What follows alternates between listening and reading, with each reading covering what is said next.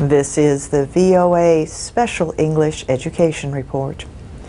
An old problem is getting new attention in the United States: bullying. Recent cases included the tragic case of a 15-year-old girl whose family moved from Ireland. Phoebe Prince hanged herself in Massachusetts in January following months of bullying. Her parents criticized her school for failing to protect her. Officials have brought criminal charges against several teenagers. Judy Kuczynski is president of an anti-bullying group called Bully Police USA. Her daughter Tina was the victim of severe bullying starting in middle school in the state of Minnesota. Judy Kuczynski says her daughter was a very outgoing child, very involved in all kinds of things, and had lots of friends. But over a period of time, her grades fell completely. She developed health problems. She couldn't sleep. She wasn't eating. She had terrible stomach pains and started grinding her teeth at night. And she did not want to go to school. Bullying is defined as negative behavior repeated over time against the same person. It can involve physical violence, or it can be verbal, for example, insults or threats. Spreading lies about someone or excluding a person from a group is known as social or relational bullying. And now there is cyberbullying, which uses the internet, email, or text messages. It has easy appeal for the bully because it does not involve face-to-face contact, and it can be done at any time. The first serious research studies into bullying were done in Norway in the late 1970s. The latest government study in the United States was released last year. It found that about 1/3 of students aged 12 to 18 were bullied at school. Examples included being made fun of, pushed, spit on, threatened, or excluded from activities. Some students had their property damaged. About 4% reported being the victims of cyberbullying. The study took place in 2007. Susan Swearer is a psychologist at the University of Nebraska-Lincoln and co-director of the Bullying Research Network. She says schools should treat bullying as a mental health problem to get bullies and victims the help they need. She says bullying is connected to depression, anxiety, and antisocial behavior, and bullies are often victims themselves. What can be done to prevent bullying? That will be our subject next week. And that's the VOA Special English Education Report. I'm Alex Villarreal with the VOA Special English Education Report. Americans celebrated the Thanksgiving holiday on November 25th. They gathered with family and friends to share a meal. Some celebrated the holiday by telling what they are most thankful for. This holiday season, a group of student athletes in Woodburn, Oregon, has given its community something to be thankful for. The Woodburn High School boys soccer team has reached the state soccer championship playoffs for 25 straight seasons. But the Bulldogs had never won the state championship until this year. Their victory in November also represents a win for their mostly Hispanic hometown. Writer Steve Wilson spent a year recording the successes and problems of the team. He wrote a book called The Boys from Little Mexico, a season chasing the American dream. It tells about a community struggling with issues such as immigration and cultural changes. Migrant farm workers from Mexico started coming to Woodburn, Oregon about 50 years ago. Many of the workers stayed and made the town their home. So the town became known as Little Mexico. Steve Wilson thinks the Woodburn boys soccer team's continued hard work and effort to win the state championship is similar to their cultural experiences. Like many Mexican Americans, the boys on the Woodburn team faced major problems. They include poverty, a language barrier, and immigration issues. Mr. Wilson wondered if those challenges were preventing the team from reaching its goal of winning a state championship. So he decided to follow the team for an entire season. He got to know the players, coaches, and supporters. One of the players he writes about in the book is Martin Maldonado Cortez. Martin says he and the other boys on the team knew that Woodburn had a bad image.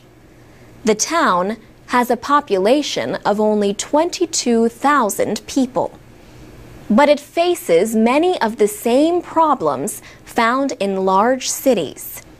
These include gang violence and illegal drugs.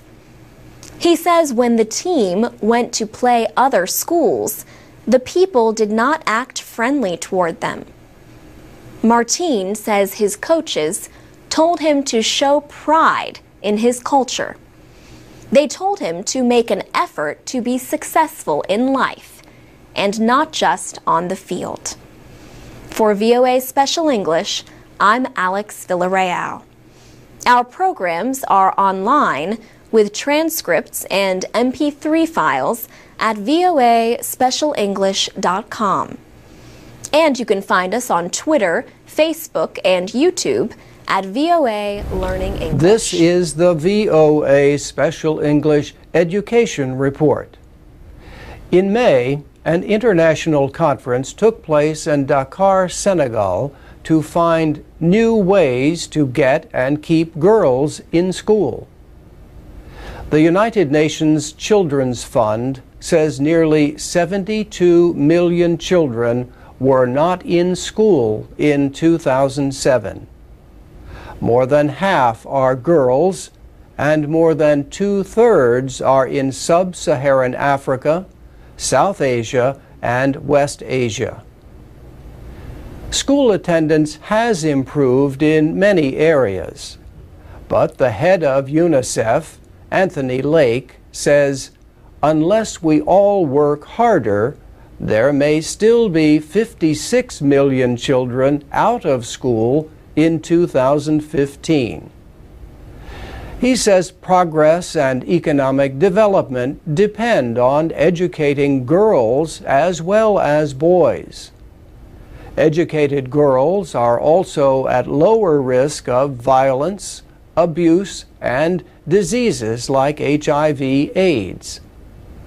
The UN Girls Education Initiative organized the meeting of 200 scholars, aid workers, and government officials from 22 countries.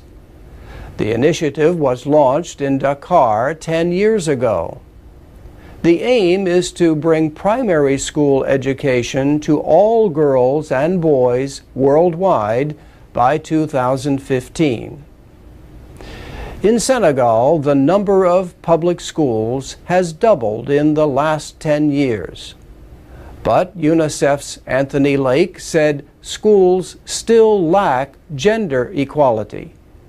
He said girls in one Dakar school told him about a lack of bathrooms and textbooks for them and bullying from boys. The conference centered on three main problems to getting and keeping girls in school: violence, poverty, and poor quality education. Anne Therese Ndongjata is Education Director for UNESCO in Africa.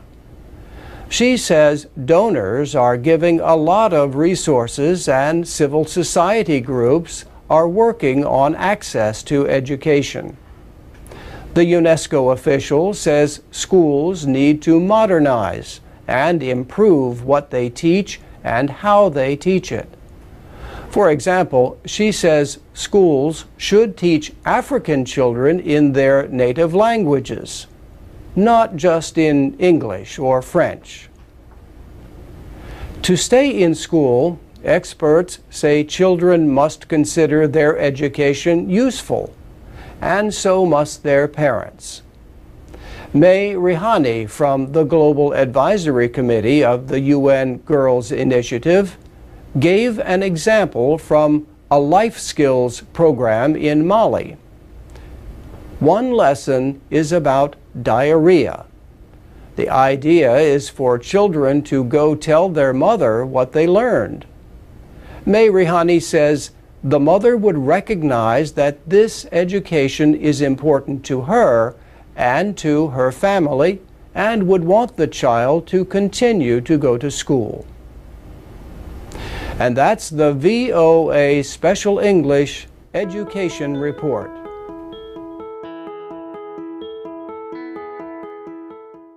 From VOA Learning English, this is the Education Report. Kid Pan Alley is a nonprofit organization that holds songwriting workshops for students across the United States. The organization recently visited a school in the Anacostia area of Washington, D.C. The children presented a concert with the help of songwriter and recording artist Paul Reisler. He established Kid Pan Alley in 1999 and has worked with more than 35,000 students and produced more than 2,200 songs since that time. He says the power of music can teach children skills they might not learn in school. He believes the American educational system is focused too much on standardized tests to measure success. But Paul Reisler says we now live in a creative economy. He says his group is trying to inspire children to be creative. At Orr Elementary School in Anacostia, 95% of students come from poor families. Marlon Ray is the school's dean of students. He says some of the children have difficult lives. But he says these kids still want to strive for greatness. Jonna Turner is director of programs at the school. She says the 4th and 5th grade students are often focused on more than school. They can be important helpers for their families. They make sure food is ready when they come home and do other tasks. Yet, students are often influenced by what happens around them. A shooting took place in April directly in front of the school. Although no one was injured, the event affected the whole community. Still, Orr Elementary School has a positive, hopeful atmosphere. Marlon Ray says the workshop and concert made possible by Kid Pan Alley created good memories that will last for years. For VOA Learning English, I'm Laurel Bowman.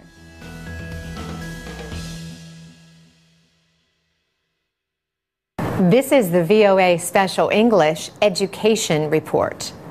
Some women's prisons in the United States offer classes for college credit. But when the prisoners are released, they may not have much chance to continue their education.